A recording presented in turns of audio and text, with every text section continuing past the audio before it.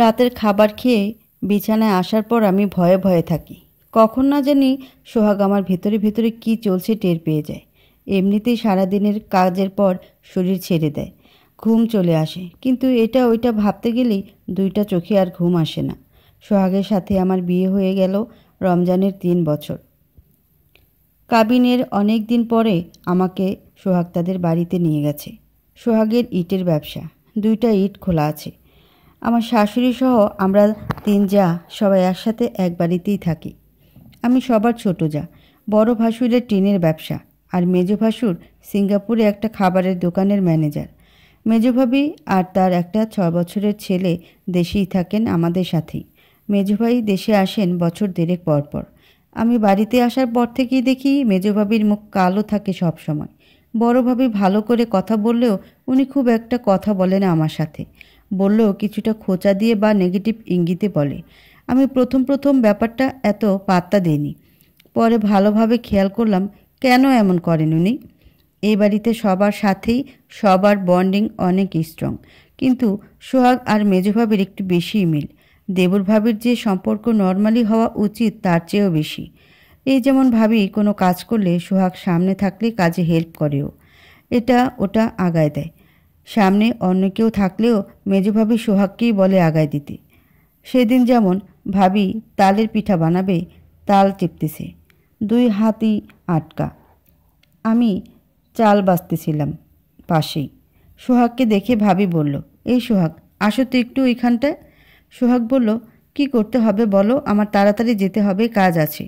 হয়তো সোহাগ আমি আছি দেখেই এরকমভাবে কথা বলেছেন ভাবির সাথে। সে যাই হোক, মেজো ভাবি বলল, কি আর করতে বলবো, এখন তো তোমার বউ আছে, ওকেই সব করে দাও। সোহাগ কিছুটা বিব্রত বোধ করলো। মুখে কিছু বলার আগেই ভাবি বলল, কপালের চুলগুলো চোখে মুখে আসতেছে, একটু সরিয়ে দাও। সোহাগও তাই করল। সোহাগ চলে গেলে আমি ভাবিকে বললাম, মেজো ভাবি, আমি তো পাশেই ছিলাম, আমাকে বললেই তো পারতে। ও কি আর এসব পারে বলে হাসলাম।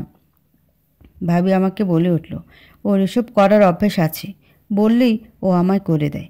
ভাবির কথা শুনে আমার মনে অনেক কিছু আসলেও আমি মন থেকে বুঝাই ভাবিরা মায়ের মতন, ছোট দেবর করতেই পারে, এত ভাবার কি আছে। তাছাড়া মেজো ভাই থাকে না, ভাবির তো অনেক কষ্ট। মানুষ টাকা পয়সা ইনকামের জন্য কত কষ্ট করে দূরে গিয়ে থাকেন। ছি, আজকাল আমার মন চিন্তাভাবনা কেমন যেন ছোট হয়ে যাচ্ছে, এসব বলে নিজের উপর রাগ করতেছিলাম। পরদিন সকালে সবাই নাস্তার টেবিলে, মেজো ভাবি নেই সবার মাঝে। শাশুড়ি মা জিজ্ঞাসা করলো আমাকে, মেজো বউ কোথায়, খাবার টেবিলে যে আসলো না, শরীর টরীর খারাপ নাকি? আমি বললাম, মা, আমি ভাবিকে ডেকে নিয়ে আসছি। সোহাগ সাথে সাথে বলল, তোমার যেতে হবে না, আমি যাচ্ছি। সোহাগ ডাকতে গেল ভাবিকে। আমার মন আবার উল্টাপাল্টা ভাবছে। পিছন পিছন আমিও গেলাম। মেজো ভাবির ঘরের সামনে যেতেই দেখি ঘরের দরজা বন্ধ। মেজো ভাবির দরজার কাছে যেতেই বুকের ভেতরটা মোচড় দিয়ে উঠল। এমন কেন হচ্ছে আমার? এ কি, দরজাটা তো বাইরে থেকে চাপানো। দরজায় হাত রাখতেই খুলে গেল। ঘরের ভেতরে কেউ নেই। তাহলে মেজো ভাবি কোথায় গেল? সোহাগী বা কোথায়? বাড়ির আশপাশটা একটু খুঁজে দেখতে গিয়ে দেখলাম আমাদের বাঁধানো একটা পুকুর আছে, ওখানে সিঁড়িতে মেজো ভাবি আর সোহাগ বসে আছে। কি নিয়ে জানি ওরা কথা বলছে। আমি আবার দূর থেকে বলা কথা আন্দাজ করতে পারি না। দুজনেরই মুখ বেশ বিষণ্ণ। আমি ওদের কাছে যেতেই কথা থেমে গেল। কাছে যেতেই মেজো ভাবি বলল, হ্যাঁ রে ছোট, তুই এখানে কি করিস? সোহাগও বলে উঠল, তুমি আবার খাবার টেবিলে রেখে উঠে আসতে গেলে কেন? না, আসলে অনেকক্ষণ হলো তো, তাই আম্মা পাঠালো। মেজো ভাবির ঘর হয়ে এখানে আসলাম। মেজো ভাবিকে বললাম, ভাবি কি হয়েছে, কোনো সমস্যা, শরীর টরীর ঠিক আছে? মেজো ভাইয়ের সাথে কথা বলেছেন? কবে আসবে বলেছেন কিছু? ভাবি আমাকে বিরক্তি সুরে উত্তর দিল, আমার আবার শরীর, সব ঠিকই আছে। এই বলে ভাবি আমাকে আর সোহাগকে পুকুর ঘাটে রেখে চলে গেলেন। আমি কিছু বুঝে উঠতে পারছি না, তবে এইটুকু বুঝলাম আমি এখানে আসায় দুজনেই খুব বিরক্ত হয়েছে। সোহাগ চুপচাপ বসে কি জানি ভাবছে। আমি পাশে গিয়ে বসলাম, বললাম, কি হয়েছে? ও বলল, কই না তো, কিছু হয়নি। সোহাগকে বললাম, তুমি মেজো ভাবির অনেক টেক কেয়ার করো তাই না? সোহাগ সাথে সাথে তেলে বেগুনে রেগে গেল। আমার সাথে কেমন করে যেন কথা বলতে লাগলো। এক নাগারে কতগুলো কথা আমাকে শোনালো। এখানে টেক কেয়ারের কী দেখলা? বেশি বুঝতে যাইও না। তোমাদের মহিলাদের এই এক সমস্যা খালি বেশি বোঝো। যাও গিয়ে নিজের কাজ করো। আছো তো শুধু ঢ্যাং ঢ্যাং করে সারাদিন ঘোরার মাঝে। আমি কোনো কথা বললাম না, খালি শুনলাম। সোহাগ চলে গেল বাজারের দিকে। আমি বাড়ির বাইরে কোথাও যাই না।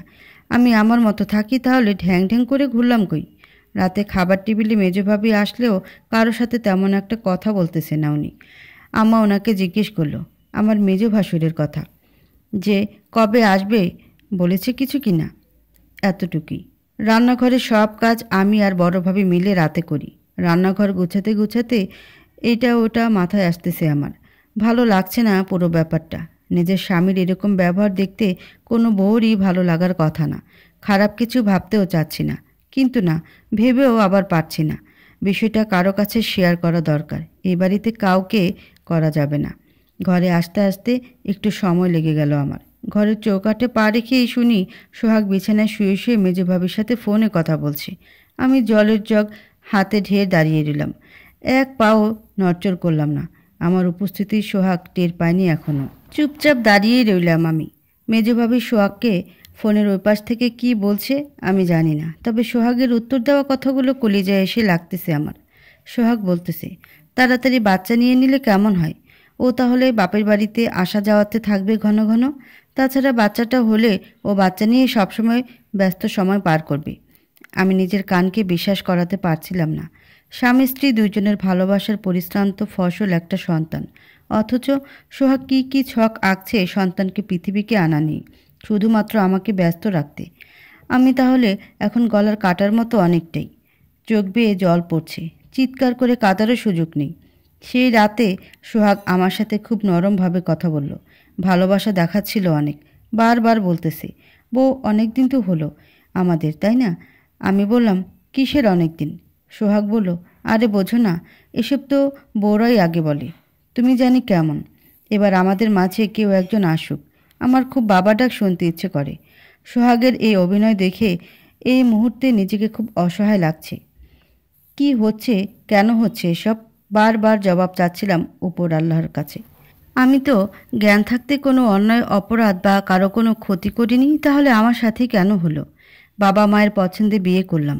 সবাই জানে আমার কপালগুনি বিয়ে হয়েছে।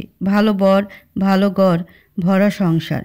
বর দেখতেও উঁচা লম্বা, সুন্দর গড়ন, কিন্তু ভেতরের খবর আর কে জানে?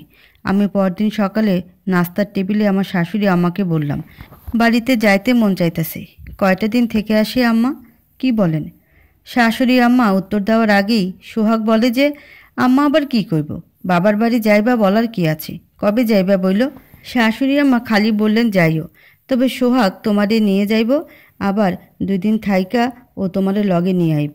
এই বাড়িতে আম্মার কথাই শেষ কথা। বিয়ের পর থেকে দেখতেছি সোহাগও আম্মার কথা মতো রাজি হলো। বাড়িতে এসে নানুর সাথে পুরো ব্যাপারটা শেয়ার করলাম। নানা মারা যাওয়ার পর থেকে নানু আমাদের সাথেই থাকে। নানুর সাথে আমার বন্ধুসুলভ সম্পর্ক হওয়ায় নানুকে আমি সবই বলি।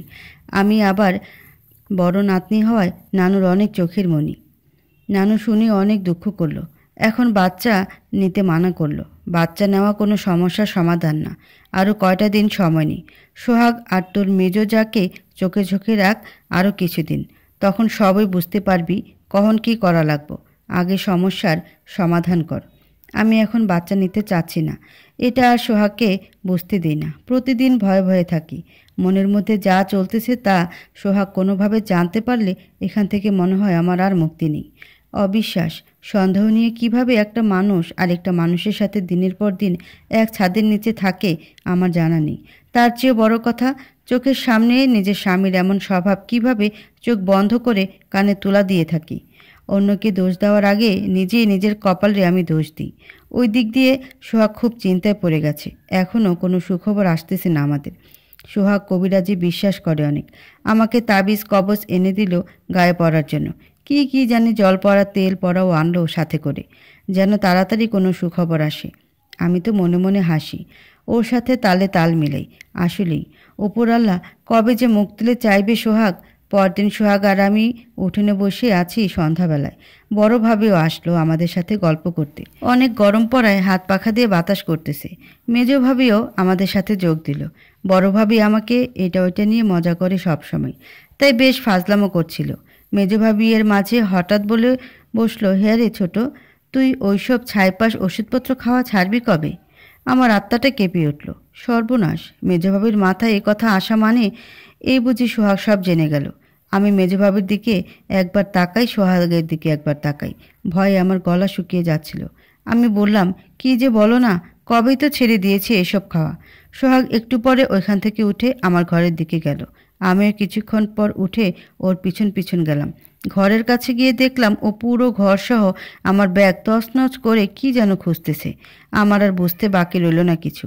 আমি সোহাগকে বললাম, কি খোঁজো? আমাকে বলো, আমি বের করে দিচ্ছি। সোহাগ রাগে আমার দিকে তাকালো। আমি আবারও বললাম, কি হয়েছে? ও তারপরও খুঁজেই গেল।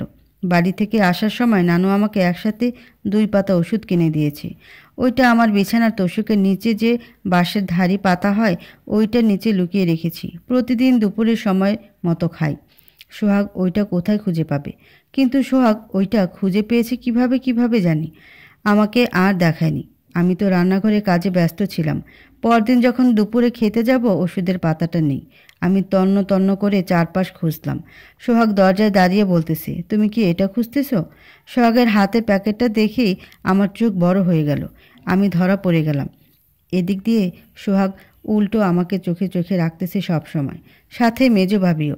আমি জানতে পারলাম অনেকভাবে মেজভাবির সাথে সোহাগের একটা কিছু আছেই, অনেক বছর ধরেই। মেজভাবির আসলে বিয়ের আগে সোহাগকে পছন্দ ছিল, কিন্তু আমার শাশুড়ি মেজ ভাইয়ের সাথে বিয়ে ঠিক করে ফেলে। আমার অবস্থাটা এখন এমন যে কিছু জিনিস জানার পরে ওইটা আর যেমন মন থেকে মুছে ফেলা যায় না, তেমনি ওই ব্যাপারটাও তেমন।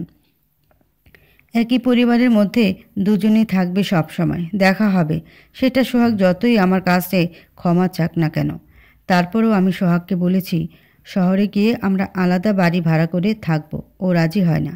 এটা ওইটা কারণ দেখায়। তাছাড়া সোহাগ আমার সাথে যে প্রতারণা করলো, এরকম একটা জঘন্য কাজে ও আছে, তাহলে আমাকে কেন ওর জীবনে জড়ালো? যাই হোক, বাড়িতে জানালাম আব্বা আম্মাকে ব্যাপারটা।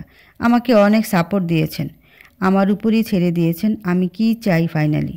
তার কিছুদিন পরেই আমি আমাদের বাড়ি চলে আসি। 2 বছর ড্রপ দিয়ে ডিগ্রিতে ভর্তি হই আবার আমাদের এখানে সরকারি কলেজে। এদিক দিয়ে সোহাগের সাথে বোঝাপড়া হচ্ছে না কোনোভাবেই। বারবার ওর ওই ব্যাপারগুলো মাথায় ঘুরে।